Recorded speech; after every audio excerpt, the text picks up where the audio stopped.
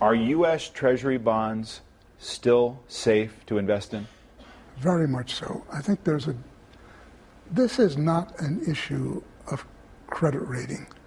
The United States can pay any debt it has because we can always print money to do that. So there is zero probability of default. Ya prácticamente esperando. Héctor Giuliano, aquí lo tenemos, el compañero al que vamos a entrevistar hoy. Como decíamos antes, experto en geopolítica y en el tema financiero. Decía esto, que el problema de la Argentina es financiero, no económico. Y bueno, es una de las personas que más ha levantado la voz contra todo lo que es la usura internacional, el FMI, etcétera, etcétera, ¿no? Cuando vivimos en un país donde todo lo verdaderamente importante es secreto. Y la deuda es lo más importante que tiene el país en materia económico-financiera y es lo más secreto. Lo que pretendo plantear es la presencia de la usura en el mundo actual, cosa que está totalmente soslayada. El tema usura no forma parte de la temática económico-financiera que se vive en el país y en el mundo. Esa trampa de deuda, esa presencia de la usura, no solamente existe, aunque está invisible a los ojos del común de la gente, sino que es determinante de todo lo que ocurre en la Argentina en materia financiera, económica y política.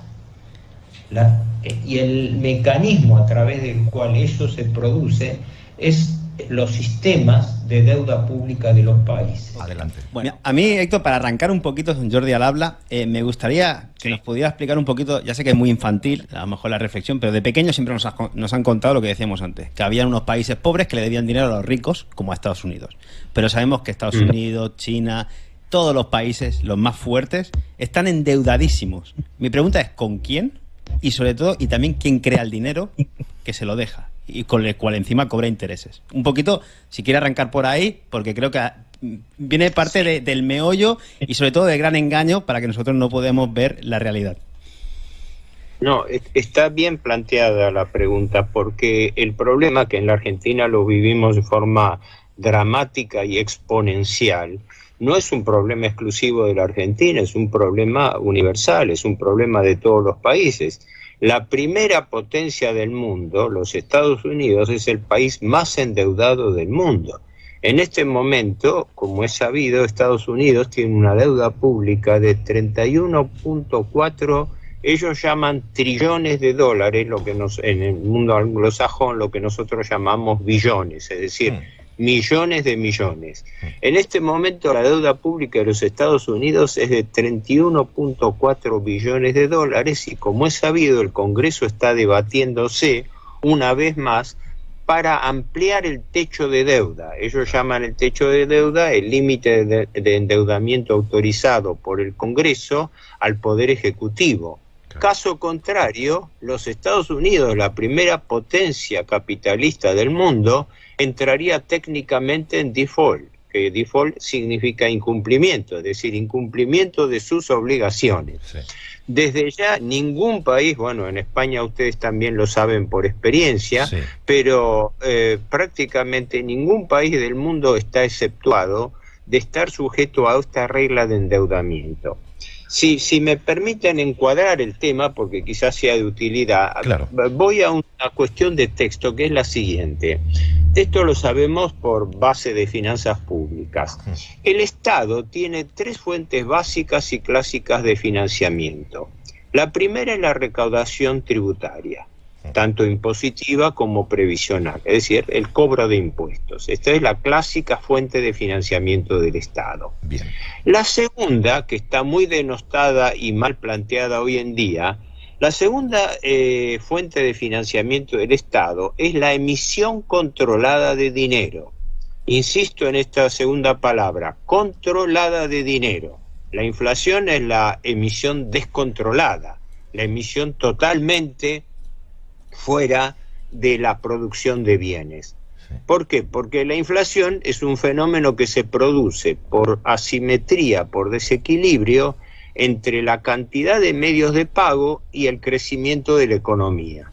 Si ustedes tienen muchos medios de pago, es decir, muchos billetes, sí, y tienen poco crecimiento, la tendencia a la inflación, es decir, la tendencia a que baje el valor del dinero, va a ser mayor. Claro. Entonces, no es que la emisión monetaria en sí misma sea negativa, porque lo que define, esto es definición mía, pero producto del estudio pragmático de la realidad, el efecto inflacionario que tiene la emisión monetaria, repito para ser claro, efecto inflacionario de la emisión monetaria no es por culpa de imprimir billetes, sino es el destino que se le da a esos billetes. Ejemplo, en la Argentina no solamente el Estado Nacional está endeudado, sino también el Banco Central. Está endeudado en tal proporción que tiene letras de corto plazo, son letras de liquidez llamadas LELIQ, que suman en la Argentina unos 14 billones de pesos, equivalen a unos 60.000 millones de dólares. Qué barbaridad. El Banco Central imprime 1 billón de pesos por mes solamente para pagar intereses de esas letras de liquidez. Por eso hay inflación, porque se soslaya decir que la tasa de interés es el principal factor de inflación. Claro, o sea que todo el dinero está diciendo que todo el dinero que se imprime prácticamente va para pagar intereses y por lo tanto, claro. En este momento, en la Argentina, hoy, mayo del 2023, efectivamente, la totalidad, porque la Argentina, por el acuerdo último firmado con el Fondo Monetario Internacional, tiene vedado emitir moneda, salvo un cupo que se le da para sostener una parte del financiamiento del Estado, una parte que ya está al límite, cubierta. No tengo el dato acá, pero creo que son unos 2,5 billones de pesos. Claro. Pero en deudas del Banco Central, que son estas letras, tiene 14. O sea, la desproporción, tener un Banco Central endeudado es no tenerlo en la práctica. Ya. Esta es la gran trampa. A mí aquí, pero no me quiero ir, perdón, de la reflexión inicial, cuando decía, el Estado tiene 3 fuentes básicas y clásicas de financiamiento. Primero, la recaudación. Segundo, la emisión controlada de dinero. Y tercero, como vía excepcional, el endeudamiento público. Y ahí viene el nudo de la cuestión. Porque cuando yo, Estado, imprimo dinero, ese dinero, más allá del costo del papel y la tinta para imprimirlo, no tiene costo para mí. Va a tener un efecto económico, social, financiero, todo lo que queramos, pero no tiene costo directo. En cambio, cuando yo emito deuda, sí tengo un costo, que es la usura, es la tasa de interés, porque piadosamente llamamos tasa de interés a lo que conceptualmente es usura. La usura desde el derecho romano es lo que es hoy, es el alquiler que se paga por el capital prestado. Claro. Lo que pasa es que como suena muy mal la palabra usura, tiene una justificada mala fama, entonces no se habla de usura, se habla de interés. Sí. Pero el interés es la tasa, es el ratio, es el coeficiente, el porcentaje de usura que se cobra. Claro. En la Argentina hoy, cosa que para los extranjeros puede parecer surrealista, es surrealista, el Banco Central, por esas letras de liquidez, está pagando tasas de interés efectivas del 152% anual.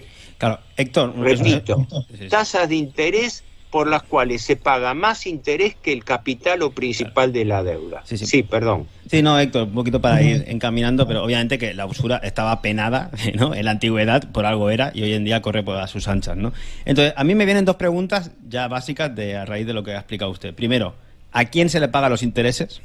Porque al final, si yo le tengo que pagar intereses a alguien, es decir, me tiene a mí cogido, por donde ya sabemos todos, y al final, si yo no aplico ciertas políticas públicas en el país, entonces a lo mejor me dicen que no me conceden nuevos créditos o que los tengo que pagar antes, cuando se venzan. Chantaje. Chantaje. Eso es lo primero que se me viene a la cabeza, obviamente. Y segundo es la reflexión de si Estados Unidos, que es el país más poderoso del mundo, puede entrar en default, es decir, hace guerra contra otros países para tener superioridad y justo va a acatar las reglas financieras. ¿Quién está por detrás de todo esto? ¿No? Que son más fuertes para no hacer guerras. ¡Qué quilombo! No, ¿a quién le deben el dinero? ¿Quién les presta el dinero? Así que, Héctor, si quiere desarrollar por ahí y usted mismo...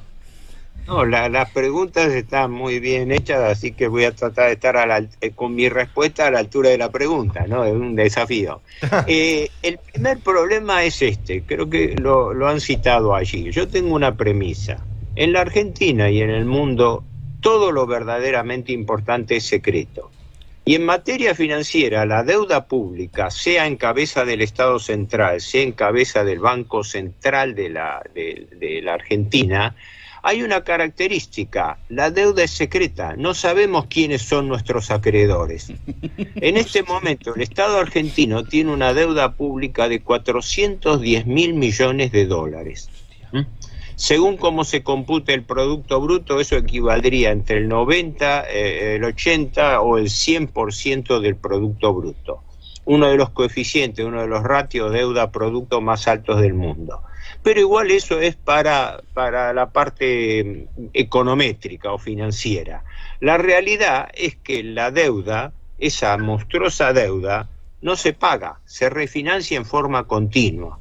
Por eso yo siempre cito acá 3 conceptos preliminares que son fundamentales. La primera es que no se tiene en cuenta que la deuda es un condicionante total y absoluto de todo lo que ocurre en el país y en el mundo en materia financiera, económica y política. Si no se entiende esa condicionalidad, esa centralidad de la deuda, creo que no se entiende en qué mundo estamos viviendo. La segunda es que la deuda no es un hecho en sí aislado, la deuda es un sistema. La deuda es una concatenación de acciones de gobierno tendientes a reemplazar la fuente de financiamiento del Estado. Es lo que impone el Fondo Monetario y los grandes grupos acreedores. Claro. No emitan dinero propio, no ejerzan la función de señoreaje del Estado, que significa que ustedes como Estado pueden emitir moneda propia en la medida que lo necesiten para la economía productiva, sino que en lugar de emitir dinero emitan deuda. ¿Por qué? Porque por la deuda pagan interés. Claro. Y el interés me lo pagan a mí, que soy el acreedor. Claro, claro. Dentro de esa lógica se mueve entonces lo que yo llamo la lógica de la usura. Normalmente se entiende que el usurero, el prestamista usurero, es aquel que actúa mal pero tiene razón en el fondo, porque lo que quiere es cobrar, recuperar su dinero. Y eso es una concepción errónea, porque el prestamista usurero no quiere que el deudor le devuelva la plata, al revés, quiere que no se la pueda devolver nunca, porque de esa manera una deuda circunstancial se transforma en una deuda perpetua. Eso es lo que ocurre en la Argentina y en el mundo. Las deudas no se pagan, se refinancian en su totalidad. Y entiendo, Héctor, que si algún país quiere pagar todo el principal que debe, va a empezar a tener muchos problemas internacionales. Exacto, difícilmente se lo vayan a permitir, pero se lo van a permitir solamente a condición de que se vuelva a endeudar, que sería la gran paradoja. Esto es importante por lo siguiente. Miren, hace unos pocos años estuvo acá, en las jornadas monetarias del Banco Central de la Argentina, un banquero o funcionario internacional, Ilan Golfan. Él fue primero presidente del Banco Central de Israel y después lo fue de Brasil, porque tiene doble nacionalidad. Después pasó recientemente a ser jefe del Departamento Hemisferio Occidental del Fondo Monetario y actualmente es titular del Banco Interamericano de Desarrollo, ¿no? Sí. Ilan Golfan, recuerdo, no fue el único que habló del tema. Cuando irrumpió su exposición en el Banco Central, hace unos 5 o 6 años atrás, dijo esto, dice: el principal problema financiero del mundo es, yo le pondría punto suspensivo, el principal problema financiero es el exceso de liquidez mundial. Léase, sobran capitales financieros en el mundo. Y esos capitales financieros sobrantes, que sobran en un mundo cuya mayoría de población está pasando pobreza y hambre, ¿no? Claro. En ese mundo empobrecido, lo que sobran son capitales financieros. No es casual. No es casual. Claro. La imagen que está transmitiendo no es de Langolfam, es del presidente del Banco de Perú, Valverde creo que se llama, Sí, gracias. pero corresponden, sí, si no me equivoco, han ubicado bien la pantalla. Sí. No, este hombre es el del presidente del Banco Central de Perú, pero no importa la imagen física, importa el concepto. Sí. El concepto de la banca es que el gran problema financiero es que tienen exceso de dólares y no saben dónde colocarlos. Por ende, los países no se endeudan porque lo necesitan, no se endeudan porque quieren, sino se endeudan porque tienen un cupo de imposición de la banca, de los fondos de inversión internacionales para hacerlo. Y ojo que esa regla le cabe también a la primera potencia del mundo, porque la primera potencia del mundo, los Estados Unidos, una gran parte de la deuda está contraída con su Banco Central de la Reserva Federal, que como sabemos no es un banco del Estado, sino es un consorcio de bancos privados. Quiere decir que la primera potencia del mundo está endeudada con grandes fondos de inversión de capital financiero privados. Claro, yo no sé si he recargado demasiado, pero este punto es fundamental. No, buenísimo. Porque se ha alterado la lógica de financiamiento del Estado. Buenísimo. Sí, sí. Más que nada que no es lógico. O sea, estamos aplicando una ilógica. Claro. Es como el mundo al revés. Exacto, es una ilógica. Porque hay una regla fundamental que un profesor de la Argentina, fallecido hace ya muchos años, me decía, yo lo visitaba a él, el doctor Walter Beberage Allende, que escribió, entre otros, un libro muy importante, que como no lo podía publicar en la Argentina, lo publicó en España. Teoría cualitativa de la moneda. Sugiero que quienes puedan conseguirlo, es un libro chico, pero muy conceptual, contrapone el concepto clásico de teoría cuantitativa de la moneda, ¿no? Donde resalta, el profesor Beberage Allende, me acuerdo que me explicaba, dice, entre emitir dinero y emitir deuda, siempre por definición al Estado le va a convenir emitir dinero, porque por el dinero que emite no paga interés, mientras que por la deuda sí. Una cosa tan elemental, tan obvia, sin embargo, no se aplica deliberadamente en el sistema financiero internacional, porque el sistema financiero internacional está montado sobre el problema, sobre el esquema de la deuda como instrumento de dominio. Bueno, sí. Ya no es necesario, salvo casos de emergencia que se resistan, ya no es necesario utilizar el poder militar, porque el poder financiero mueve al poder militar. Si no, váyanle a preguntar al gobierno de los Estados Unidos cómo los capitales financieros manejaron, por ejemplo, la invasión de Irak para apropiarse del petróleo iraquí. Total, ¿no? 2003. El poder financiero... Esa es la regla que mueve al mundo. Claro. Sí, perdón. No, digo, el poder financiero, como usted bien indica, mueve al poder militar y mueve al poder legislativo y al poder ejecutivo de todos los países, porque se han vendido a ellos. La clase política yo la defino como el departamento de ventas de los grandes grupos de poder de la plutocracia internacional. Exacto. Cuando uno entra en una empresa, yo ahora estoy jubilado, estoy pensionado, ¿no? Sí. Pero por mi actividad, licenciado en administración, trabajaba en sistemas, en informática, en la actividad privada, ¿no? Uno identifica enseguida el departamento o la gerencia de venta de una empresa está constituida por gente que tiene que salir a vender el producto que sea. Bueno, la clase política en su conjunto cumple esa función. Son el departamento de venta de los grandes intereses que financian la partidocracia local e internacional. Claro. Entonces, el papel de lo que digan los miembros, los representantes de la clase política, en mi opinión, es totalmente secundario y agregaría hoy en día hasta despreciable, claro. Porque lo estamos viendo en la Argentina, que los políticos cambian de postura y cambian de posición misteriosamente sin que existan explicaciones lógicas, ¿no? De ahí la famosa frase. Sí, adelante, Iru. Aprovecho para saludarte, Héctor. Sí. Mi nombre es Irú, acá compañero de Quique Romero. Agradecerte primero, lógicamente, también por la participación, pero digo, todo eso se entiende con esa famosa frase de a mí dame la impresión de dinero, que no me importa quién haga las leyes. Esa, la de Amsel Rothschild, sí, el fundador de la dinastía. Efectivamente. Sí. Por eso, acá hay una premisa. El dinero manda en el mundo. El que no entiende porque acá hay que hacer una diferencia fundamental entre finanzas y economía.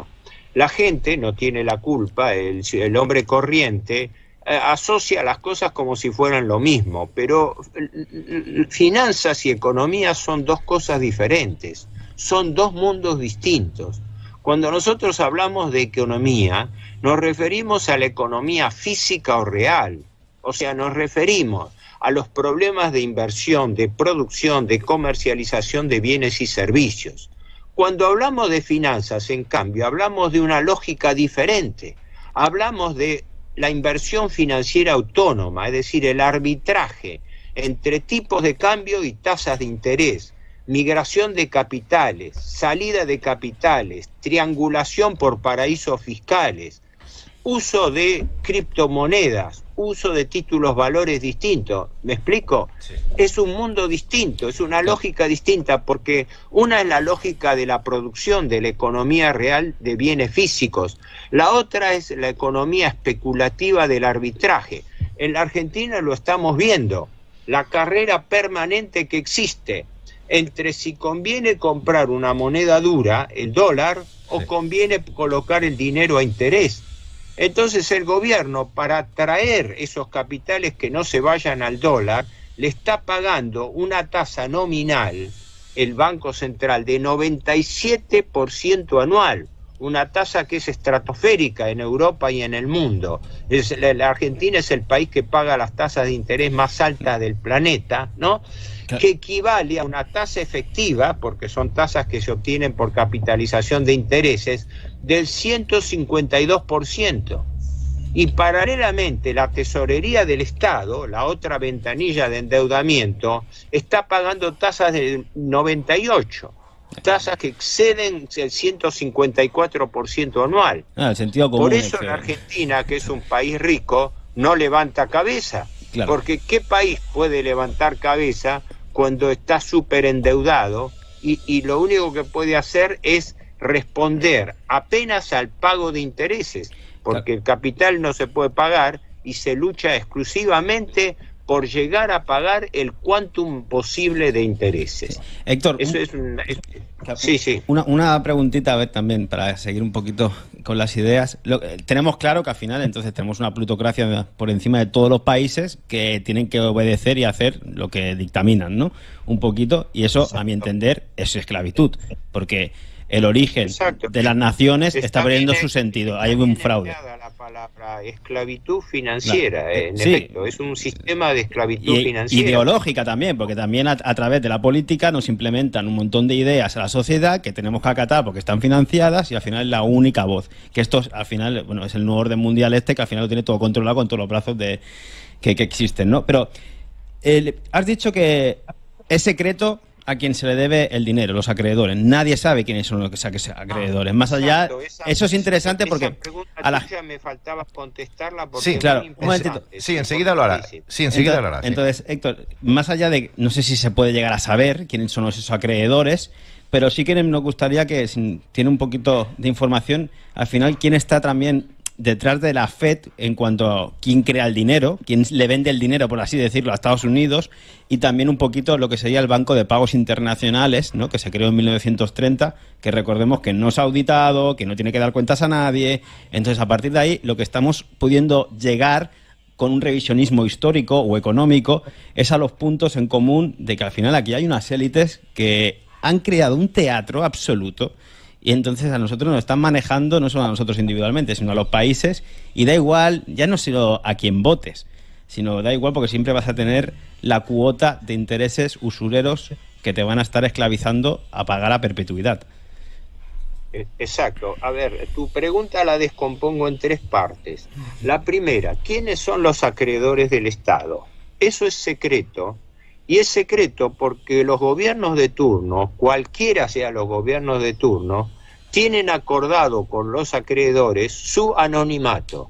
La Argentina debe esos 410.000 millones de dólares de la tesorería y un equivalente a otros 60.000 millones de dólares a través del Banco Central. Y habría que agregarle otros 30.000 millones de dólares de las provincias argentinas, ¿no? Estaríamos en una deuda que pasa los 500.000 millones de dólares, ¿no?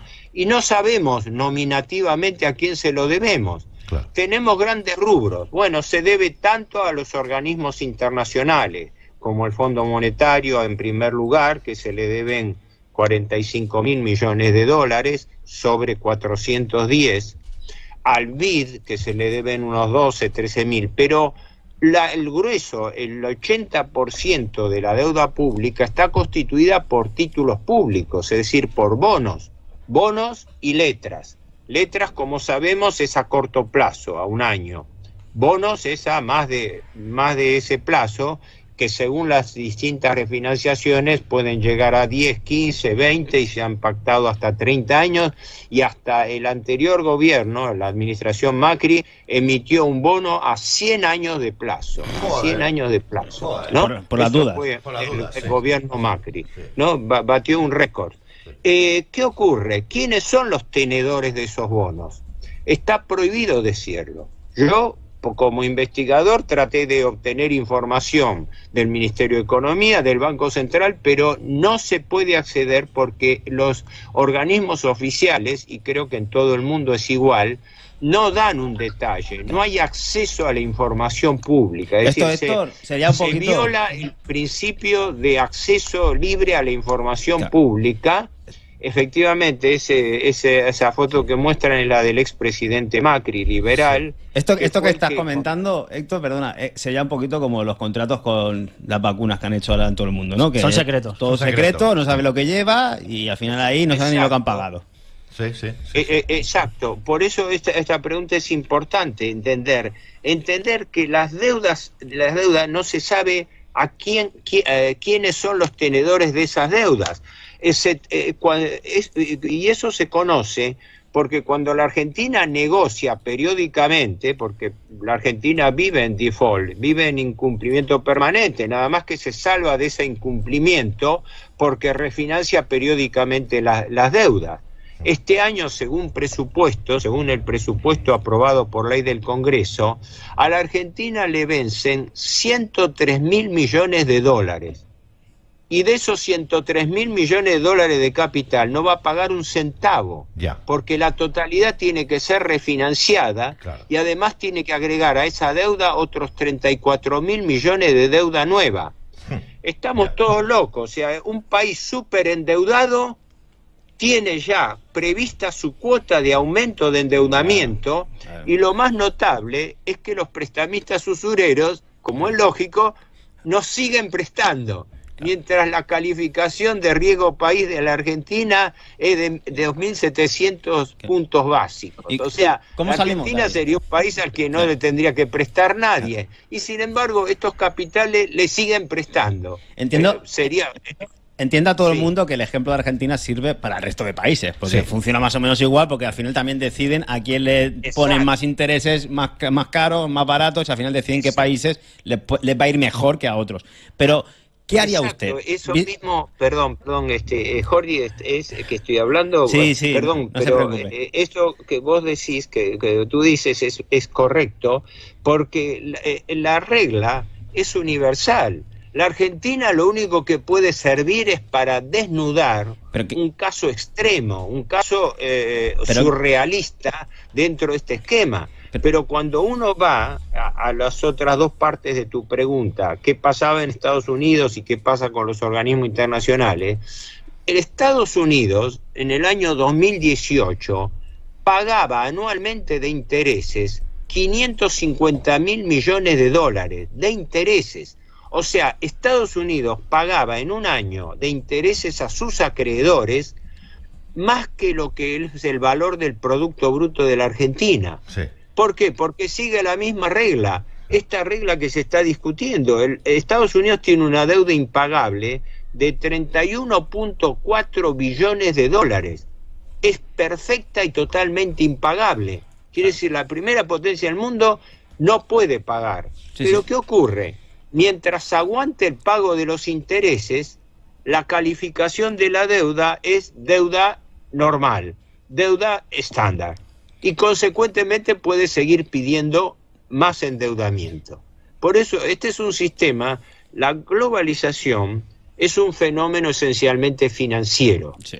No es el mundialismo del que hablaba la escuela francesa del siglo pasado, del siglo XX, donde los actores eran fundamentalmente estados y organismos. No, ahora los principales actores de la deuda son grandes fondos de inversión privados, con el grupo BlackRock, un grupo de capitales judíos norteamericanos, cuyo titular es Lawrence Fink, ¿no?, que maneja, el BlackRock creo que maneja activos directos por entre 7, 8 o más billones de dólares.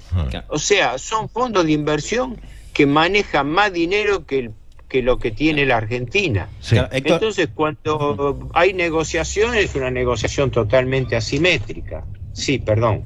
No, una preguntita más, a ver si para ir continuando con la charla. Porque a la vista de que ningún país se revela, ni individualmente ni colectivamente, porque lo normal sería decir, a ver, tenemos una deuda que no vamos a pagar ni en 300.000 años, nosotros, China y la India, vamos a juntarnos a decirle a esta gente que encima no sabemos ni quiénes son, claro, oye, pues no te pago. Pero ¿qué fuerza tienen, no? Que sin ejército, presuntamente, porque no están... No, o sea, no les pertenece ni el mayor país del mundo con fuerza armamentística como es Estados Unidos, se atreve a decirle, pues mira, esto es ilegítimo, esto es esclavista, hasta aquí podíamos llegar. O sea, no hay ninguna unión de países para hacerle frente a esta usura que tiene totalmente soslayado al resto de naciones. Y segunda, ¿y qué haría usted como solución? No sé, ¿qué plantearía si pudiera, no? ¿O qué le diría a la gente? Decir, oye, abra los ojos. Desde ya que quien estudia estos temas y se encuentra frente a esta encrucijada, piensa, y yo desde hace años lo vengo planteando en estos términos, que si hipotéticamente, repito esto, hipotéticamente existiera en la Argentina o en algún otro país altamente endeudado, existiera no una idea de convivir eternamente con una deuda perpetua que se vive pagando intereses y nunca amortizando el capital, podría o debiera hacer tres cosas simultáneamente, no por separado. La primera de ellas es blanquear la insolvencia del país, es decir, reconocer que el rey está desnudo y alguno tiene que decirlo, es decir, alguien tiene que quitar esta ficción de que los países pueden pagar para seguir endeudándose y blanquear, desnudar la situación diciendo la verdad. No, el país no va a poder pagar ni ahora ni nunca. Se miente a la población diciéndole, no, la Argentina, como otros países, tienen problemas circunstanciales de liquidez, es decir, de disponibilidad de dinero, no de solvencia, porque la Argentina es un país rico. Eso es mentira. La Argentina no tiene ni liquidez ni solvencia. No tiene liquidez porque no tiene un dólar partido por la mitad. No tiene un dólar propio. Tiene que pedir prestado dólares para poder pagar intereses, ¿no? Y tampoco tiene solvencia porque la solvencia depende de la disponibilidad de recursos. Y los recursos de la Argentina, como la mayoría de los países de Iberoamérica y del mundo, no están en manos de empresas argentinas, sino de empresas extranjeras. Hoy en día, por ejemplo, se habla de que la Argentina, junto con Bolivia, Chile, son los tres principales países reservorios de litio. Sí, pero el litio no lo explotan empresas argentinas. El mercado del litio ha sido distribuido por los grandes productores anglosajones, chinos también, japoneses, que son los que explotan el litio. Lo mismo ocurre con el petróleo argentino, que se explota en los yacimientos de Vaca Muerta, en la provincia de Neuquén. Lo mismo ocurre con las explotaciones de oro. En la Argentina hay 24 yacimientos de oro.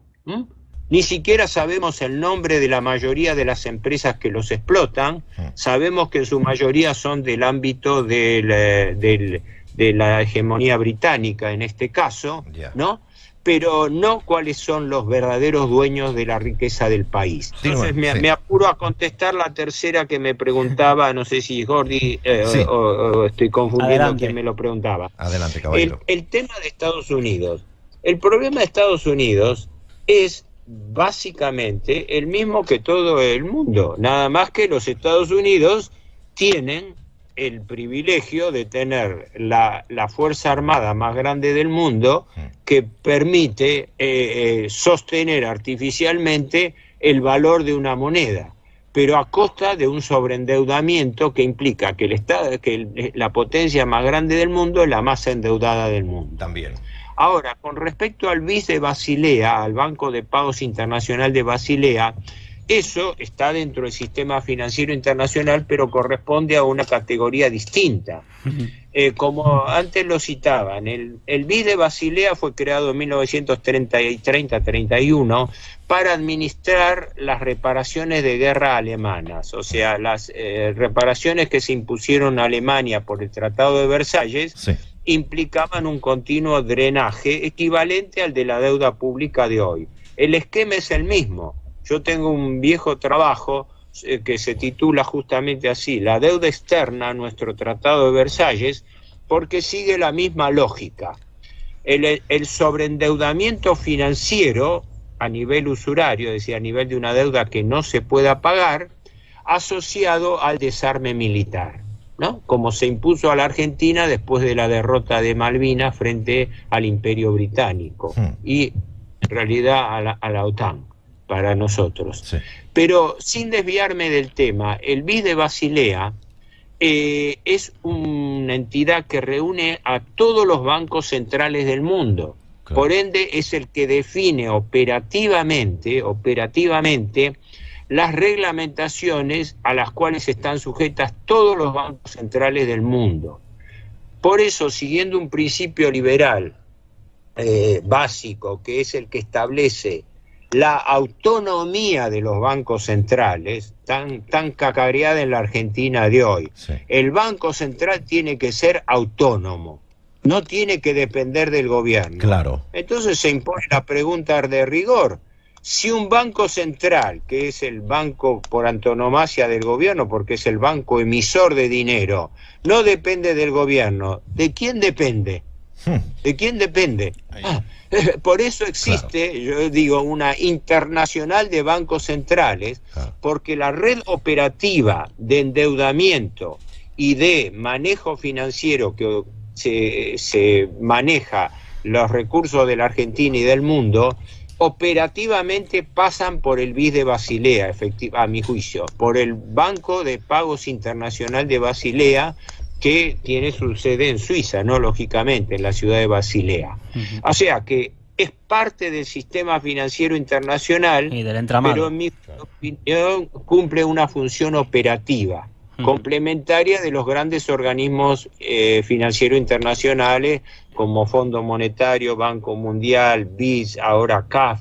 Y es una herramienta más que han tenido que crear también para ocultar todos esos nombres en secreto de todos esos grandes acreedores, seguramente, ¿no? Así, todo eso es secreto, claro, secreto, claro. Y además no se puede, yo he intentado, por ejemplo, en el Fondo Monetario Internacional, y obviamente no se puede acceder a las actas del board, o sea, del directorio ejecutivo del banco. A nada. El BIS no se puede, es claro, porque por ejemplo la Argentina ha obtenido bajo la administración Macri un mega préstamo del Fondo Monetario por valor de 57.000 millones de dólares. Una brutalidad, es el préstamo más grande que ha dado el Fondo Monetario en la historia de su gestión, y es también el más grande que la Argentina ha recibido. Sobre esos 57.000 millones de dólares que contrajo el gobierno Macri en el año 2018, el Fondo Monetario le desembolsó 45.000, que ahora, con el actual gobierno socialdemócrata kirchnerista, se ha refinanciado por 10 años. Claro. Se ha convertido el préstamo stand-by en un préstamo de facilidades extendidas por 10 años, que le permite al Fondo Monetario monitorear diariamente las cuentas del país hasta el año 2034. Así que ni siquiera tenemos la libertad de poder decidir sobre la finanza del Estado, porque están controladas y monitoreadas desde el Fondo Monetario. La palabra secreto es repugnante ya, como decía el propio Kennedy, más con todas estas cosas, ¿no? Pero porque aquí estamos viendo que ya no solo va, no va solo de pagar una deuda usurera, no solo va del plano económico, se están quedando, gracias a tener que refinanciar todas estas deudas, también con todos los bienes de los países, con todas sus tierras, sus recursos naturales, hasta con el agua, ¿no? Ahora, actualmente, más aún cotizando en bolsa. Ese es el objetivo.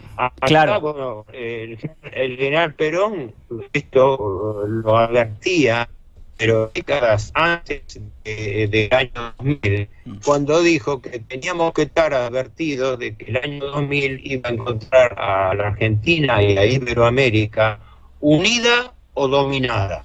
Y dominada está, y acabada. El objetivo del capital financiero era los recursos naturales. Por eso, del dinero, de la usura financiera, se pasa al dominio de la economía. O sea, en este momento es como decir, la finanza está matando la economía, porque la economía ya no sigue leyes o reglas naturales, porque el capital financiero está concentrado en el mundo.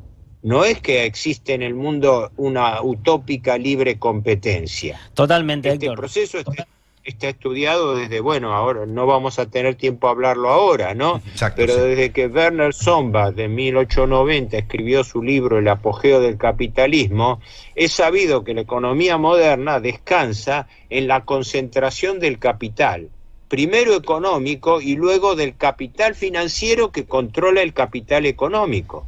Porque las empresas son empresas que están sostenidas por capitales financieros.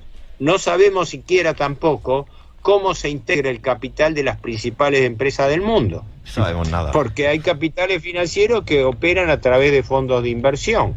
Por ejemplo, BlackRock, que es dueño de muchísimas empresas. Y del Banco de China. Del capital que coloca. Tengo una pregunta para hacerle, pero hay una duda. Y la duda es la siguiente. La usura de la que estamos hablando, o la economía mundial, tal y como ¿está vinculada de alguna manera a la geopolítica? No sé si estoy meando fuera de tiesto.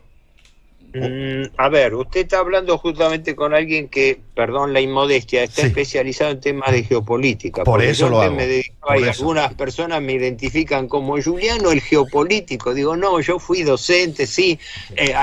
Ahora, ¿qué ocurre?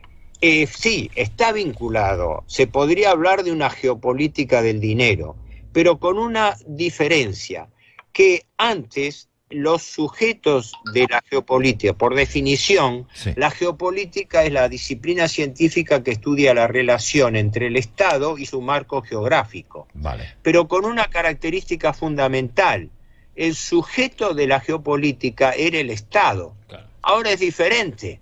Ahora el Estado pasó a un segundo plano. Ustedes probablemente lo conocen a Marcelo Gullo, que es de Rosario, de la Argentina.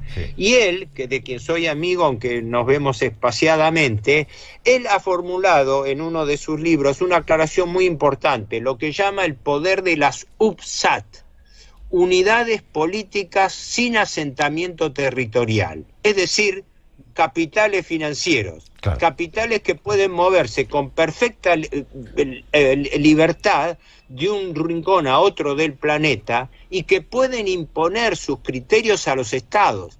Así que hoy en día, tratando de responder a su pregunta, Julio, yo le diría que el dinero manda sobre la geopolítica.